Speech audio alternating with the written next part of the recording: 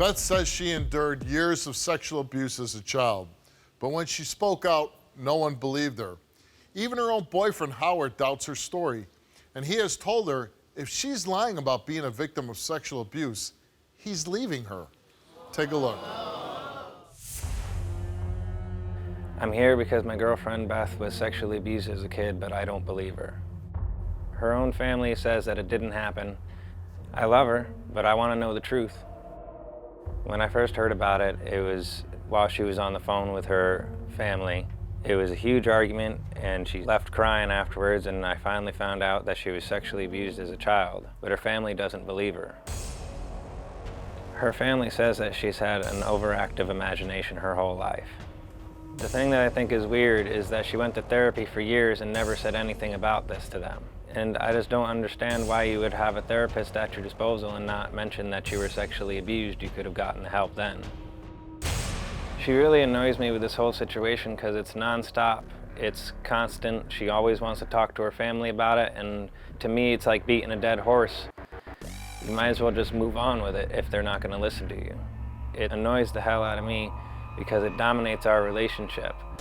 I can't get up in the middle of the night and come back without her freaking out because she doesn't know who it is. We can't go out on dates because it causes flashbacks. That just pisses me off. Not being able to do anything other than sit in the room all day. I don't want to sit in the room, I want to go out, do stuff, go places, have fun. And she's stopping me because she doesn't want to go anywhere because this sits on her mind all day. I just think she wants somebody to believe that it happened besides her. I come home every day from work and she's crying and it's just draining because I have to put her back together again. When she brings up the sex abuse, it's just a broken record. There's a part of me that just doesn't trust her because she's had all this time to get this sorted out and she's waited until she's in her 30s to do it. She should be beyond this by now. She should be moving on. I want to get married to her. I want to make sure that she's an honest person before that happens. I'm afraid if she's lying about this, she could be lying about other things. I hope that it comes out that she's telling the truth. So that way it's not all one big lie and I don't feel like I've wasted my time. What I'm afraid of is that it's going to turn out that it didn't happen and she's going to look like a fool and her family's still not going to be wanting to help her. If she's telling the truth, then I would propose to her. If she's not telling the truth, then it's done. Boy, that would be one magical proposal, huh? He thinks maybe you're not telling the truth, which, again, I don't understand. Why are you with somebody that you don't believe, you put your trust in? But he says that even if it did happen, you know, get over it already. You are beating a dead horse. Right. The thing is, Steve, is that I love him. He's my best friend. Outside of this one issue, we're great. And but it's a huge issue. It is. When someone's so good to you and you know what they're capable of in the relationship, but other people have tainted their belief in you, which I'm not saying is right. He's wrong for this. Because other people have told him, hey, Right. She's making it up. Right. Okay. So I was 8, and a family member of mine, who is a minor as well, we were playing video games one day. I came in and asked if I could play. He was just like, yeah, sure. It's just like a switch. He started touching my leg first. The hand go higher and higher. Next thing you know, he's asking me to take my clothes off. And I laid on the ground, and he would just touch where he pleased, whether it be the genitalia, the chest, would say nasty things. An older family member of mine, you could hear the front door opening. So this person I'm telling you about ran to the bathroom, locked the door, and hid. Left me there, 8 years old, frozen, not knowing what to do or what just happened, on the floor. And this family member that walked in and saw me naked on the floor denies that they've ever saw that.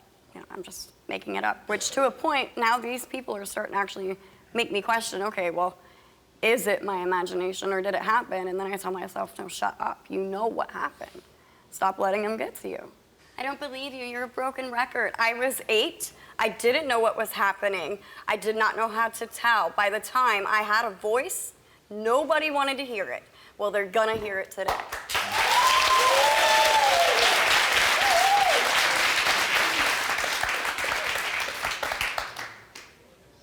You can't can't let this define you.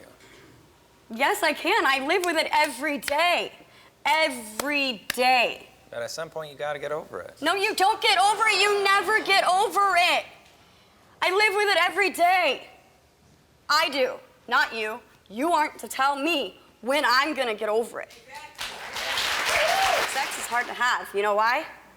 Because of the places I was touched, the mouth that was on me, the things that were done to me that I can't stop thinking about. And I'm told to get over it. I don't believe you. It's your imagination.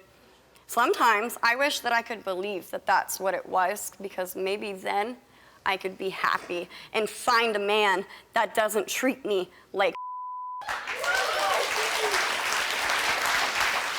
I didn't get a say. And when I did, it was too late. No one cared. No one believed me. Howard, do you think if people did believe her, like her family members, you, that maybe that would help her move on? I believe it would do a lot for her. Yeah, but nobody believes her. Her own family don't believe her. Neither So do you. why should I? So why should I?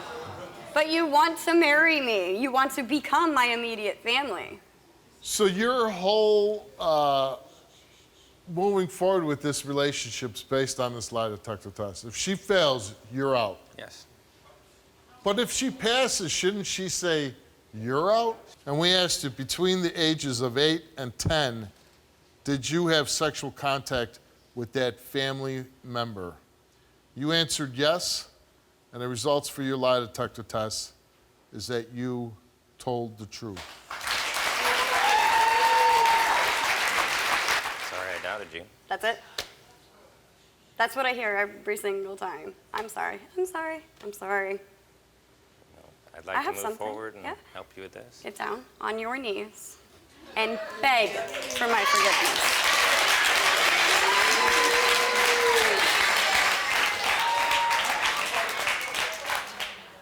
I'm sorry that I didn't believe you, and I should have. I should have been there for you more than I have, and I regret not doing that. But I did tell you that if you passed, I would ask you to marry me.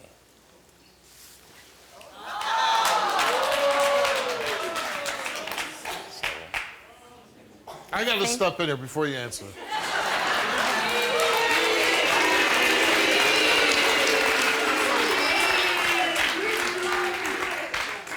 I can't, in all good consciousness, just stand here and not say anything and let you answer, okay? Okay. I'm not saying no, that you should not marry him. I'm not saying that.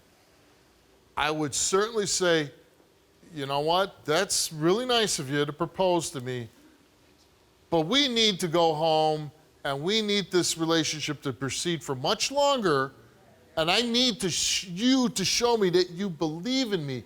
What happens a month from now, 2 months from now, a year from now, if something happens in your life and you need him to believe you? And he doesn't. And he doesn't. Then you're stuck and you're married. And then you got to go through a divorce and everything else. No, when you get married and you're standing, in front of a priest or whoever you want, or civil service, when you're looking at that person, ideally it's like, I love this person and I would kill for them or be killed for them, right? Right, yeah. And I'm going to spend the rest of my life with them. Right. So I'm going to ask you, do you feel that way right now? No. No. So, I'm not saying you can't get there, but you have a lot of making up to do, I would think, before she accepts your proposal. If you can just hold that and give it time and work with me and show me that through whatever we face in the next coming years, that you're 100% on my side. No matter what anybody else says, I will marry you. I'll do that.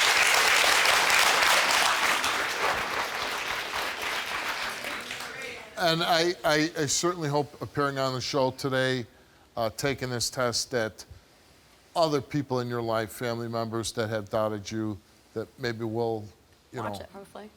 and take what happened here today and say, hey, we were wrong too. Yeah. And hopefully they're a little more sensitive to what happened to you.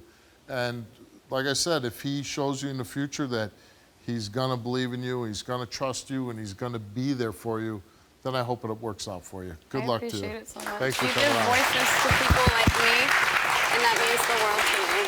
Thank you. It really I does. appreciate it. If you like what you see, all new episodes are coming, and you do not want to miss out. Click subscribe now.